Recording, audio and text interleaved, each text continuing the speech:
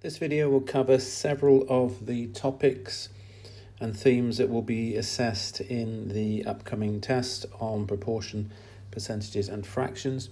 It doesn't cover everything, but it covers the main parts that will be in your test and should be used in conjunction with your revision that you should be doing using all the notes that are shared on Google Classroom.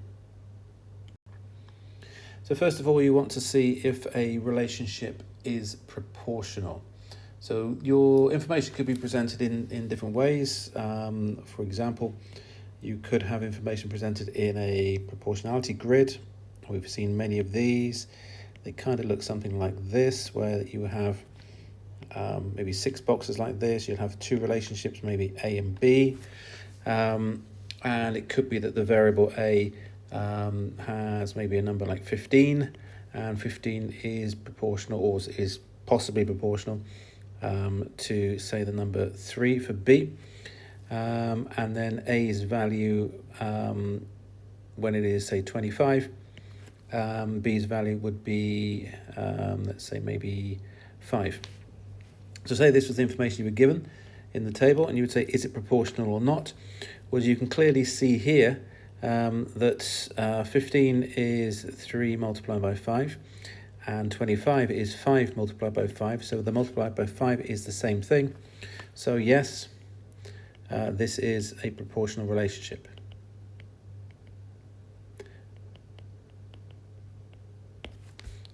And showing the multiplied by 5, which really indicates that that I have the proportional relationship there.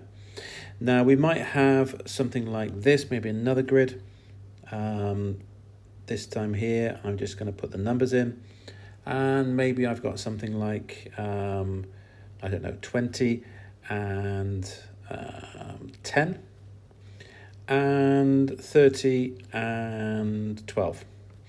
Well, as you can see here, what I've got here, this time I'm multiplying by 2 to go from 20 to 12.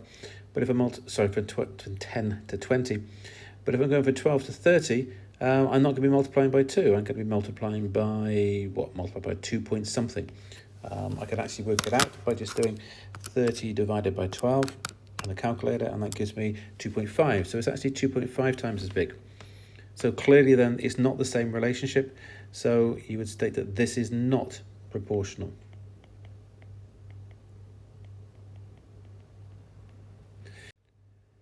Now the information might be presented in a different way. For example, it could be a graph, and the graph could represent many different things. So for example, we could have temperature, and we could have number of sales or revenue. Okay, so this could be like sales of I don't know, ice cream, for example. Okay, and we could have the graph, and it could be presented something like this. We have a straight line, and this straight line is going through the origin. It's going through 0. We probably would have the scale written on here, so this would be 0. This would be 0, and then this might be, I don't know, 40 degrees, and this number here could be 300 pounds, for example. And this relationship is proportional. So this one is proportional because it's a straight line and it starts at 0. Whereas we could have another relationship on the same graph. So again, showing sales and temperature, but it could be something like this. Now this line is a straight line, but it's not starting from 0. So this one would not be proportional.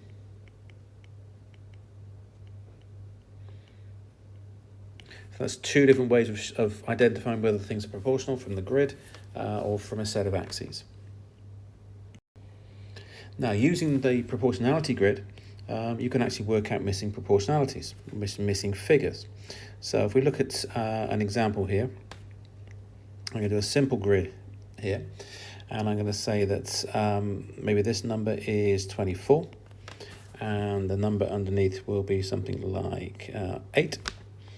And I'm going to put over here, I'm going to put 42, and I got a question mark. Now, it doesn't matter what these amounts are. They could be different variables, they could be given different titles, whatever. But the important thing is to look at the numbers. Now, we can use a proportionality grid in this sort of way. If we're looking for our unknown, I'm going to call it x. X will be simply equal to these two values multiplied, so 42 times 8, and then divided by this one, divided by 24. So I multiply the two diagonals here, and I divide by the opposite value here. So using a calculator, I'm going to do 42 multiplied by 8, which gives me 336, and then I divide by 24, and I get the answer of 14. So 14 is the value that would go into this space here.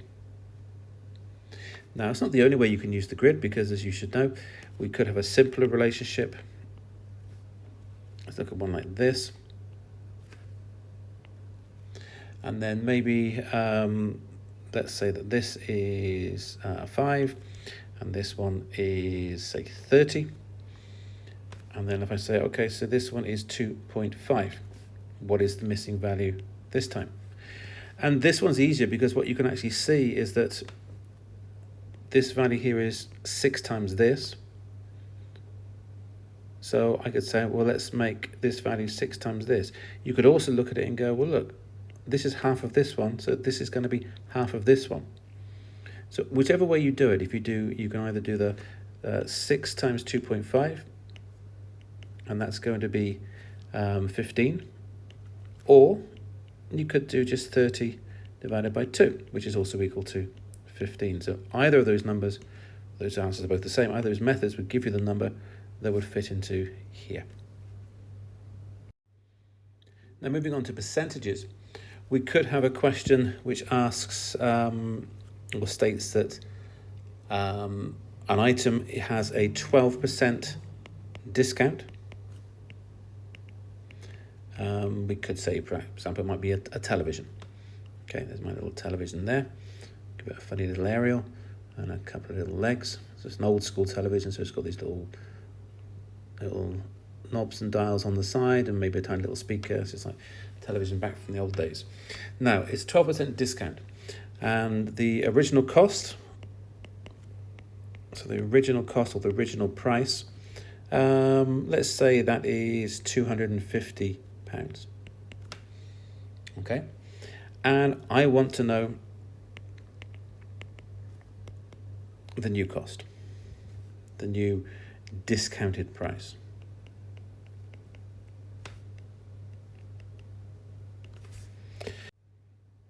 So we need 3 bits of information to be able to solve this problem, especially if we're going to be using the little proportionality grid.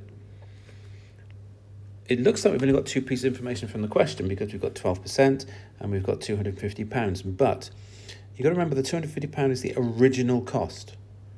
So the original cost, or the original price, that is the 100%. So this figure here is equal to 100% of our price.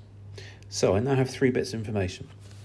I know that £250 is 100%. And I know I want to find my discount of 12%, and I don't know how much that is. So I'm going to call that discount D for discount, and my D is going to be equal to these two values here that are opposite each other multiplied. So 250 multiplied by 12 divided by the thing that is opposite my unknown, my D, which is in this case divided by 100. So 250 times 12 over 100 into the calculator, 250 times 12 divided by 100, and that equals 30, and that's £30. Now, is that the answer to the question? Well, no, because it actually says find the new discounted price. That's the discount. If the question said find the discount, I've done it. The question says find the discounted price. So the discounted price